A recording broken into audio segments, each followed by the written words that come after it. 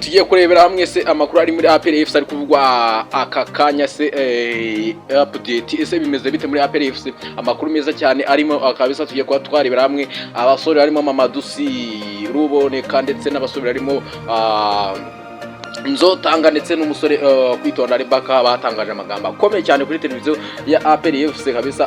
Ku mbuga nkoranyambaga za APR FC hariho amakuru meza cyane aryoshye. Tubabwira amakuru ari muri APR FC. Ese Mamadou Sy n'umutoza bameranye gute se, byaje kugenda gute nyuma yuko amukuyemo kuko yahuje penalty. Turakomeza no kureba APR FC derby yiteguye gute, ibyo byose tugiye kuba twabisesengura tureba hamwe se APR FC amakuru arimo meza cyane bimeze bite, barimo barajoininga umwuka mwiza kugira ngo derby bayigereho bameze neza cyane, nta kibazo na kimwe bafitanye. Mamadou Sy wanabonye ari gusapotingwa n'abantu bo muri Mauritania bamubwira bati muhungu wacu penalty ko warayushije were gusubira inyuma ahubwo gana imbere cyane. Nimba umufana wa APR FC kandi subscribe, like, share na comment maze tugendane neza kabisa.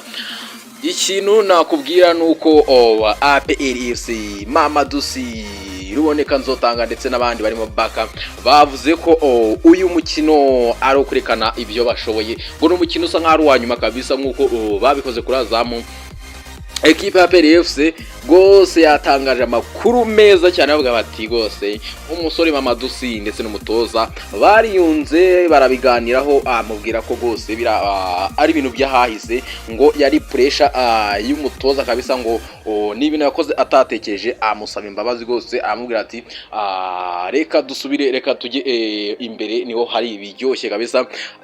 Bakomeje gutangaza ngo APR Sport iraza kutubona kabisa nyuma yuko na stade kabisa igiye kuzura. Harabura abantu bake cyane kugira ngo stade babasha kuzura. Niyo turapimira n'abafana bari n'aba ba APR FC tumenye ngo bihagaze bite. Ariko umufana wa APR FC menya ko karabu imeze neza cyane, ejo iriteguye derby.